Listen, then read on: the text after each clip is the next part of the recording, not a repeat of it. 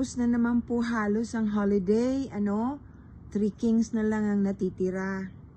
Sana lahat na iraos ng maganda-ganda naman ang inyong Pasko at ang bagong taon. Ang mahalaga ay yung magkasama-sama, hindi po ba ang pamilya? Di bale kung kukonti yung makakain, ang importante ay magkakasalo, hindi po ba? Kwento ko po sa inyo, hindi ko alam kung marami sa inyong nakakaalam ng circumstances ng pagiging Mama Mary, nanay ni Jesus, kay Blessed Virgin Mary, at saka kay Saint Joseph. Bihira kasi nakakaalam ng totoong storya Si Blessed Virgin Mary po, si Mama Mary, at saka si Saint Joseph, ay parehong member ng SNS, ESSENES. Ito po ay isang samahan ng mga makadiyos na mga nilalang, babae at lalaki, na naghahanda sa pagdating ng Prince of Peace. Si Jesus po ay Prince of Peace. Ang SNS po, ang meaning ng SNS ay preparing or waiting, naghihintay ng pagdating. Yun po ang literal na meaning noon. May mga bata po, na mga babae noon na nag-o-offer ng insenso o kandila sa altar. Marami po sila. At doon ay palaging nananalangin at hinihintay kung sino ang mapipili na magiging ina ng mahal na Panginoong Jesus. Si Mama Mary po ay napili. Alam niyo ba kung ilang taon lang siya nung mapili? 4 years old pa lang. Nung papanik po siya dun sa hagdan, papunta dun sa altar, kasama ng ibang mga batang babae, biglang nagliwanag at may dumating na anghel. Ang sa pagkakaalam ko po ay si Saint Gabriel. At inakay siya. Lahat po ng member ng SNS ay nagdiwang dahil doon at inihanda si Mama Mary. Member din po si Saint Joseph.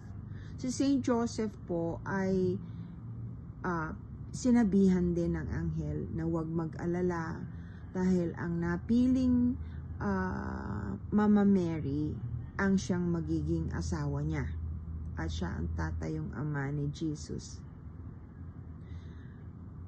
Ikinasal po sila, si Mama Mary at saka si Saint Joseph, ng 16 years old pa lang si Mama Mary at 36 years old naman si Saint Joseph. Hindi niyo po alam yan,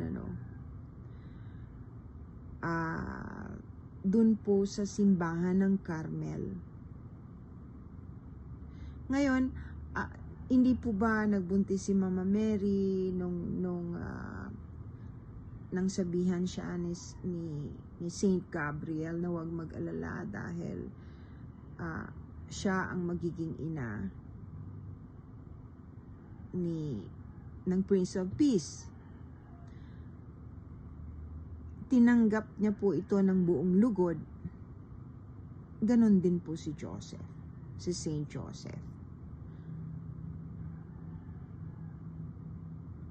Napakaganda ng istorya nila pero mahirap din. Kasi nung sila'y naglalakbay, nakabuanan na ni Mama Mary,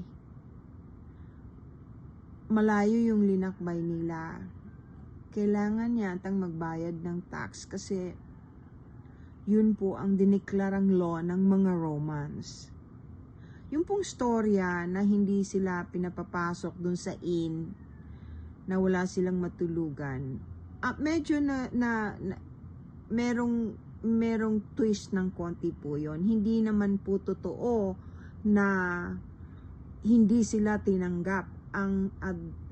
As a matter of fact, yung pong may-ari nung inn na kinatukan nila ay tinulungan sila, itinatago sila, kaya sila pinoprotect.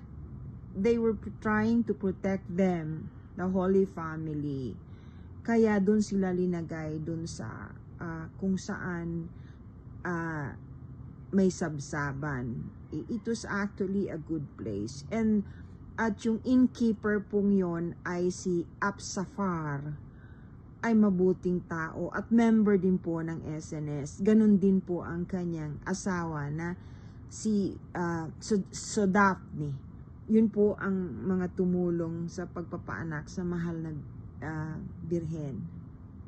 Tapos po, yung Three Kings, hindi po ba? Actually, 4 na waves po yan eh. Three Kings, may mga hari po at mga matataas na taong dumating na karamihan ay psychic or empath or gifted o naniniwala sa pagdarating ng Prince of Peace. Yung first 3 kings po na dumating ay si Aklar, si Astusil, at si Polaus. Yan po yung mga pangalan nila. Ang ganda-ganda po ng storya. Iba yung panahon noon, alam nyo. Actually, masyado na lang tayong naging makamaterial. Yun po ang problema. Kaya marami tayong pinagbabayaran. Ngayon, yung mga taong mapag-imbot, yung matitim ang puso, nag-iisip palagi ng masama at wala nang ginawa kundi magsalita ng mga pangit, you will sow, you will reap what you sow. Kung ano po ang tinanim, ay siya nyo ring aanihin. Lahat ng bagay po ay may kabayaran. Kaya, nang ipinanganak si Jesus, gaano ba siya ka-humble? Isipin ninyo, anak siya ng Diyos, pero willing siyang mag-suffer. Pinatunayan niya ang faithfulness niya. And he was so humble. Siya po ang Prince of Peace. Kaya po ayaw niya ng mga masasama ang ugali, mapag-imbot at wala nang ibang ginawa kundi mang-away at palaging galit. Sana tulungan natin ang isa't isa kasi baka konting Paskong masaya na ang maranasan natin. Pag dumating po yung 3 days of darkness, maraming mawawala. At maraming hindi preparado. Napakarami. Kung gusto po ninyo, ikwento ko sa inyo yung mga dapat gawin at yung katotohanan sa 3 days of darkness.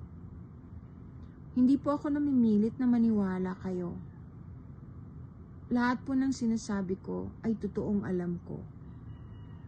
Isinishare ko po sa Yoda, sa inyong lahat, dahil yun po ang misyon ko. Yun po ang sinabi sa akin na kailangang tumulong ako sa abot ng aking makakaya. Mahal ko po kayo. Magla-live po ako mamaya, mga around 8 p.m. po. Mamaya, opo, ngayong Saturday din po ng gabi, mga alas 8. Yung meron pong gustong magtanong tungkol sa 3 days of darkness, maaari niyo po akong tanungin mamaya para masagot ko kayo, para mapaghandaan din natin dun sa willing, dun sa naniniwala. Huwag kayong masyadong mag-isip na akala ninyo namimilit ako. Hindi po. Yung gusto pong maligtas, makinig kasi wala namang mawawala. God bless everyone. Malapit ng 3 Kings. I love you all.